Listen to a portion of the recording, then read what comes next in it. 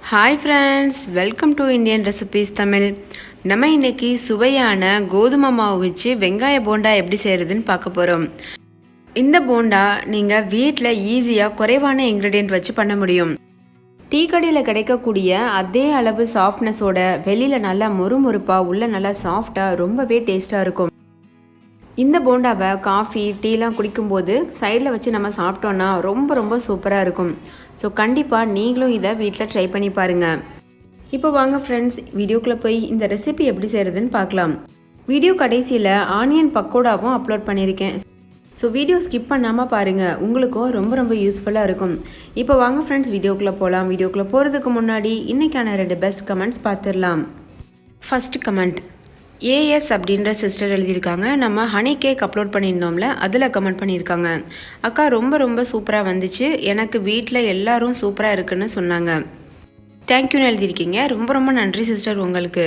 2வது கமெண்ட் மணிமேகலை அப்படின்ற சிஸ்டர் நம்ம அல்வா ரெசிபி அப்லோட் பண்ணியிருந்தோம்ல கோதுமை வச்சு, அதில் கமெண்ட் பண்ணியிருக்காங்க. We done the halwa, it's really very good taste, such a fantastic எழுதியிருக்கீங்க. ரொம்ப ரொம்ப நன்றி சிஸ்டர் உங்களுக்கும்.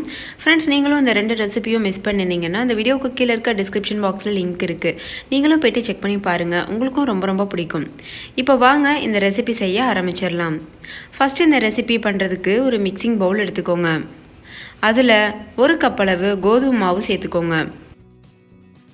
3/4 கப் அளவுக்கு கடலை மாவு சேர்த்துக்கோங்க. 1/2 கப் அளவுக்கு அரிசி மாவு சேர்த்துக்கோங்க. அளவுகள் ரொம்ப ரொம்ப முக்கியம் ஃப்ரெண்ட்ஸ், அப்போ தான் நம்மளுக்கு போண்டா பர்ஃபெக்டாக கிடைக்கும். இது கூடவே கொஞ்சம் போல் கஸ்தூரி மேத்தி சேர்த்துக்கிறேன். உங்கள் வீட்டில் கொத்தமல்லி தழை இருந்ததுன்னா அதை நீங்கள் பொடி பொடியாக நறுக்கிட்டு கூட சேர்த்துக்கிறலாம். இது கூட கொஞ்சம் போல் இஞ்சி பூண்டு விழுது ஒரு 1/2 ஸ்பூன் அளவு சேர்த்துக்கோங்க. 1/2 ஸ்பூன் மிளகாத்தூள், ஒரு சின்ன சைஸ் வெங்காயத்தை பொடியாக நறுக்கிட்டு அதையும் சேர்த்துக்கோங்க. 1/4 ஸ்பூன் மல்லித்தூள், கொஞ்சம் போல் மஞ்சள் தூள், 1/4 ஸ்பூன் அளவு சாட் மசாலா, தேவையான அளவு உப்பு, 2 பிஞ்ச் அளவு பேக்கிங் சோடா, அதாவது சோடா உப்பு சொல்லுவோம்ல, ஆப்ப சோடா, அதையும் சேர்த்துட்டு நல்லா கலந்துக்கோங்க. ஃப்ரெண்ட்ஸ்க்கு நீங்கள் ஆப்ப சோடா சேர்க்குறதுக்கு விருப்பம் இல்லை அப்படின்னா நீங்கள் ஒரு 1/2 கப் அளவு நல்லா புளிச்ச தயிர் சேர்த்துட்டு கூட பிசைஞ்சிக்கிறலாம் ஆப்ப சோடாவுக்கு பதிலாக. டீ கடைகள்லாம் ஆப்ப சோடா சேர்த்து தான் பிசைவாங்க, அப்போ தான் உள்ளே நல்லா சாஃப்டாகவும் வெளியில் மொறுமொறுப்பாகவும் இருக்கும். இதெல்லாத்தையும் சேர்த்ததுக்கப்புறமா ஃபஸ்ட்டு ஒரு தடவை நல்லா கலந்துட்டு அதுக்கப்புறமா தேவையான அளவு தண்ணி சேர்த்து நல்லா பிசைஞ்சிக்கணும். எடுத்த உடனே நிறைய தண்ணி சேர்த்துட்டோன்னா நம்மளுக்கு ரொம்ப தண்ணி ஆகிறதுக்கு வாய்ப்பு இருக்குது. அதனால் கொஞ்சம் கொஞ்சமாக தண்ணி சேர்த்துட்டு இது போல் பிசைஞ்சிட்டே இருங்க. ரொம்ப தண்ணியாக பிசைஞ்சிட்டோன்னா நம்மளுடைய போண்டாக்கள் எண்ணெய் நிறைய குடிக்கும். ஒருவேளை தண்ணி ரொம்ப குறைவாயிருச்சு, ரொம்ப ஹார்டாக இருக்குது மாவு அப்படின்னா போண்டா எண்ணெய் குடிக்காது, ஆனால் ரொம்ப ஹார்டாக இருக்க மாதிரி இருக்கும். அதனால் நான் சொல்லக்கூடிய பக்குவத்தில் பிசைஞ்சுக்கோங்க. எண்ணெயும் குடிக்காது, அதே சமயம் நல்ல பெர்ஃபெக்டான போண்டாவும் கிடைக்கும். நம்ம உளுந்த வடைக்கு மாவு அரைப்போம்ல, அந்த அளவு தண்ணியாக இருந்தால் போதும்.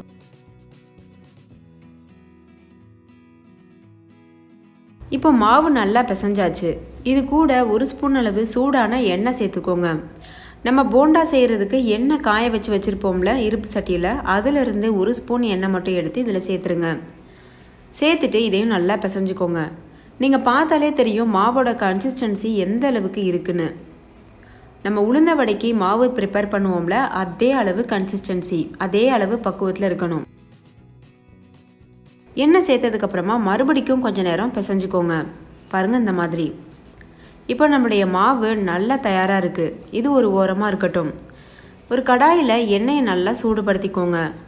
கொஞ்சம் போல் மாவு இது போல் விட்டு பாருங்கள்.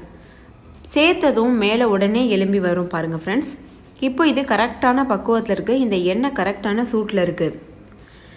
இப்போ நம்ம இருக்க மாவை வச்சு போண்டாக்கள் தயார் பண்ண ஆரம்பிச்சிடணும். நான் இன்றைக்கி கடல் எண்ணெயில் பொரிச்சு எடுக்க போகிறேன். உங்களுக்கு விருப்பமான எண்ணெயில் நீங்கள் பொரிச்சு எடுத்துக்கிறலாம். நார்மலான ரிஃபைண்ட் ஆயிலில் கூட நீங்கள் பொரிச்சு எடுத்துக்கிறலாம். இது போல் எடுத்து சின்ன சின்னதாக ஒரு உருண்டை ஷேப்பில் வச்சுட்டு இது போல் விடுங்க.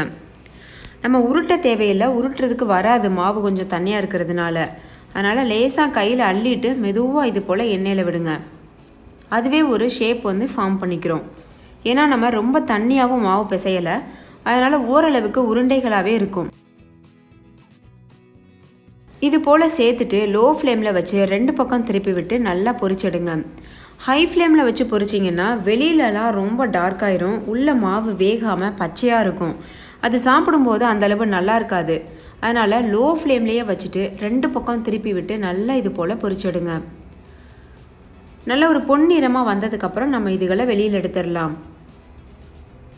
இந்த போண்டா பொரிச்சிட்ருக்கும் போதே இதனுடைய மனம் வீடு முழுசும் நிரம்பி இருக்கும். அவ்வளோத்துக்கு டேஸ்ட்டாகவும் இருக்கும்.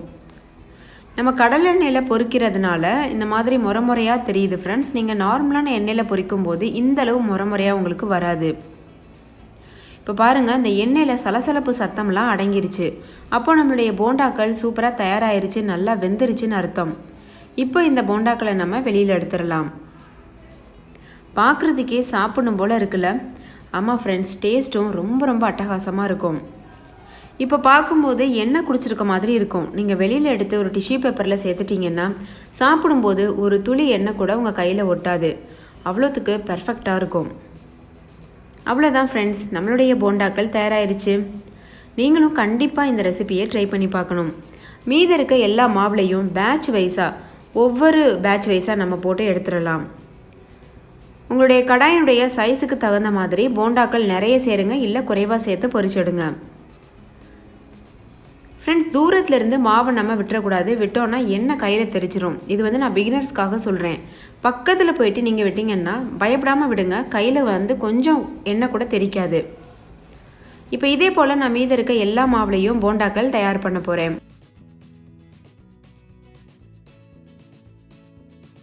ஓகே ஃப்ரெண்ட்ஸ், ரொம்ப சிம்பிளாக கோதுமை மாவு வச்சு டீ கடை ஸ்பெஷல் போண்டா நம்ம தயார் பண்ணியிருக்கோம். இது வெங்காய போண்டான்னு சொல்லலாம், கோதுமை மாவு போண்டான்னு சொல்லலாம். டேஸ்ட்டு ஒன்றா தான் இருக்கும். ஃப்ரெண்ட்ஸ், நீங்கள் கோதுமை மாவுக்கு பதிலாக மைதா யூஸ் பண்ணி கூட பண்ணலாம், இல்லை வெறுமனே கடலை மாவும் அரிசி மாவும் வச்சு கூட பண்ணலாம். கோதுமை மாவு இல்லாதவங்க கடலை மாவும் அரிசி மாவும் மட்டும் வச்சு கூட நீங்கள் செய்யலாம். ஸோ கண்டிப்பாக இந்த ரெசிபியை நீங்கள் ட்ரை பண்ணி பாருங்கள். ட்ரை பண்ணிவிட்டு உங்களுடைய எக்ஸ்பீரியன்ஸ் எப்படி இருந்ததுன்னு கமெண்ட்டில் என் கூட ஷேர் பண்ண மறந்துடாதீங்க. இந்த ரெசிபியை நீங்கள் செய்த உடனே இது எல்லாமே 1 நிமிஷத்தில் காலியாயிரும். அவ்வளோத்துக்கு சுவையாக இருக்கும். ஸோ ட்ரை பண்ணி பாருங்கள். உங்கள் ஃப்ரெண்ட்ஸ் கூட முடிஞ்ச அளவு இந்த வீடியோவை ஷேர் பண்ணுங்கள். ஸோ அவங்கள பார்த்து பயன்பெறுவாங்க. இன்னொரு சூப்பரான ரெசிபியோட நான் உங்களை சந்திக்கிறேன்.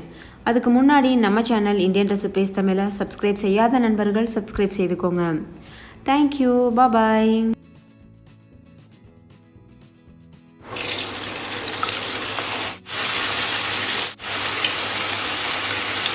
இன்றைக்கி நம்ம சூப்பரான நல்ல மொறுமொறுப்பான வெங்காய பக்கோடா எப்படி செய்கிறதுன்னு பார்க்க போகிறோம்.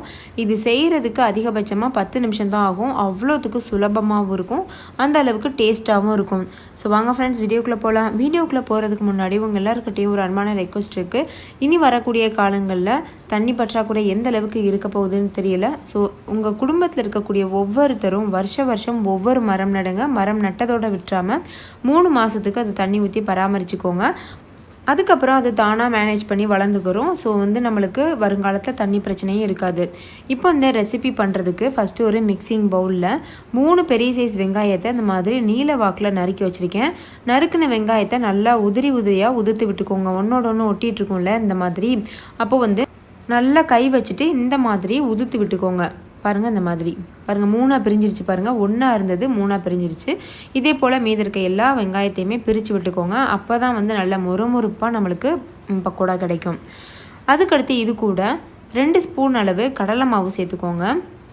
1 ஸ்பூன் மிளகாத்தூள், 1/2 ஸ்பூன் மல்லித்தூள், 1/2 ஸ்பூன் கரம் மசாலா, ஒரு பிஞ்ச் அளவு சோடா உப்பு, தேவையான அளவு உப்பு, இது எல்லாத்தையும் சேர்த்துக்கிறலாம். இந்த ரெசிபி செய்கிறதுக்கு நம்ம நிறைய கடலை மாவு சேர்த்துட்டோம் அப்படின்னா இது போண்டா மாதிரி போயிடும். பக்கோடா நல்ல மொறுமொறுப்பாக இருக்கும்ல, போண்டா ரொம்ப சாஃப்டாக இருக்கும். ஸோ அந்த மாதிரி போயிடும். அதனால் நான் சொன்ன அளவுகளில் கரெக்டாக சேர்த்துக்கோங்க. பார்க்குறதுக்கு வெங்காயத்தில் ஒட்டாத மாதிரி இருக்கும். கொஞ்சம் எண்ணெய் சேர்த்து ஒரு 2லேருந்து 3 ஸ்பூன் அளவு எண்ணெய் சேர்த்து நல்லா பிசைஞ்சிக்கிட்டீங்க அப்படின்னா அந்த வெங்காயத்தோட அந்த கடலை மாவுலாம் ஒன்று சேர்ந்து நல்லா ஒட்டிக்கிறோம். பாருங்கள், நான் எண்ணெய் சேர்த்து பிசைஞ்சிருக்கேன். எவ்வளோ சூப்பராக இருக்குது பாருங்கள். இப்போது எண்ணெயும் நல்லா சூடாயிருச்சு. இதில் நம்ம போட்டு பொரிச்சு எடுத்துடலாம். நல்லா ஒன்றா அந்த மாதிரி உதிர்த்து விடுங்க. எவ்வளோத்துக்கு உங்களால் தனித்தனியாக போட முடியுதோ அந்தளவுக்கு போட்டுக்கோங்க இந்த மாதிரி. இதே போல் மீதி இருக்க எல்லா வெங்காயத்தையும் சேர்த்து இந்த சத்தம்லாம் அடங்கினதுக்கப்புறமா இதை வெளியே எடுத்துடலாம். பாருங்கள், எப்படி முறையாக வந்துட்டுருக்குல்ல. இது வெந்துருச்சு அப்படின்னா இந்த முறையெல்லாம் அடங்கிட்டு சத்தம்லாம் அடங்கிடும். அதுக்கப்புறம் நம்ம இதை வெளியில் எடுத்துடலாம்.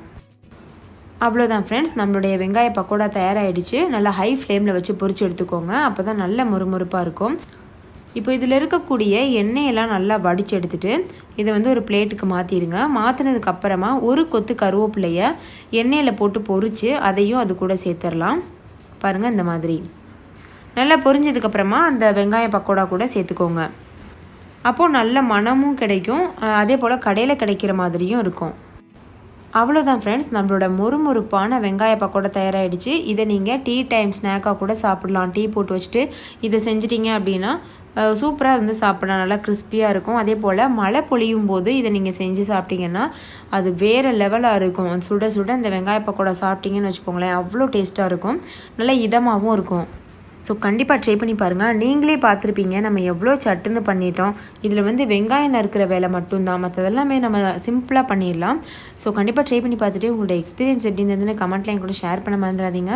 இந்த வீடியோ உங்கள் எல்லாருக்கும் ரொம்ப பிடிச்சிருக்கும் நம்புறேன். பிடிச்சிருந்தா லைக் பண்ணுங்கள், உங்கள் ஃப்ரெண்ட்ஸ் கூட நிறைய ஷேர் பண்ணுங்கள். ஸோ அவங்களும் பார்த்து பயன்பெறுவாங்க. இன்னொரு சூப்பரான வீடியோவோட நான் உங்களை சந்திக்கிறேன். அதுக்கு முன்னாடி நம்ம சேனலை சப்ஸ்கிரைப் செய்யாத நண்பர்கள் சப்ஸ்கிரைப் செய்துக்கோங்க. தேங்க்யூ, பாய்.